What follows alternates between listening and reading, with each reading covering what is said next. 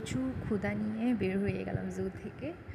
আমরা যাচ্ছি হচ্ছে আবাস হোটেলে, আসলে লাঞ্চ করব, আমাদের লাঞ্চ করা হয়নি, বিকাল হয়ে গেছে।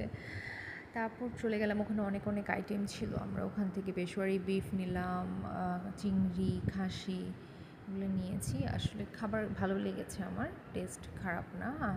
হয়তো ক্ষুধাও বেশি ছিল, তাইও ভালো লাগতে পারে। অনেক অনেক আইটেম ছিল। এরপর আমরা ডেজার্টও নিলাম, ফালুদা। বাচ্চারা কিছুই খায়নি, ওদের জন্য আবার ফালুদা অর্ডার করি, বাট তাও ওরা খাইলো না, শুধু কোল্ড কফি খেয়েছে। এই তো তারপর আমরা খাওয়া দাওয়া শেষ করে আবার রওনা দিলাম উত্তরার দিকে। উত্তরায় যাব আমার ভাইয়ের শ্বশুরবাড়ি।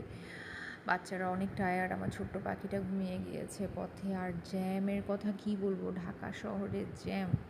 মিরপুর থেকে উত্তরা যেতে আমাদের পুরোটা দিন চলে গেল আসলে।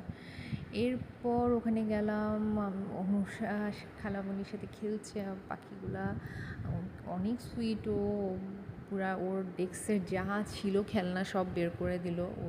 ও হচ্ছে কাউ লাভার, ওর কাছে অনেক ধরনের কাউ, সবগুলো কাউ নামিয়েছে। আমার মেয়েরা খেলছিল, আঙ্কেল আন্টিও অসম্ভব খুশি হয়েছে। ওখান থেকে ডিনার শেষ করে আমরা চলে যাই বাসার দিকে, কারণ অনেক টায়ার্ড। আবার কালকে সকালে আমরা চলে যাব চিটংয়ে। সো তাই ভোরেই চলে যাব, ভোরের ট্রেন। এই তো ভোর হয়ে গেল, আমরা কোনোভাবে ওদেরকে তুলে নিয়ে আসলাম ট্রেনে। আমরাও খুব টায়ার্ড ছিলাম, বাচ্চাদেরও ঘুম ফুলফিল হয় নাই। আমার সেহের পাখির ফার্স্ট ট্রেন জার্নি ভালোই ছিল। ও হয়তো ঘুমে ঘুমেই কেটেছে ওর ট্রেনে জার্নিটা আসলে, কারণ অনেক টায়ার্ড ছিল। বাট আলহামদুলিল্লাহ ঢাকা শহরও ট্যুর করা হলো, ভালোই লেগেছে সব কিছু। আল্লাহ হাফেজ।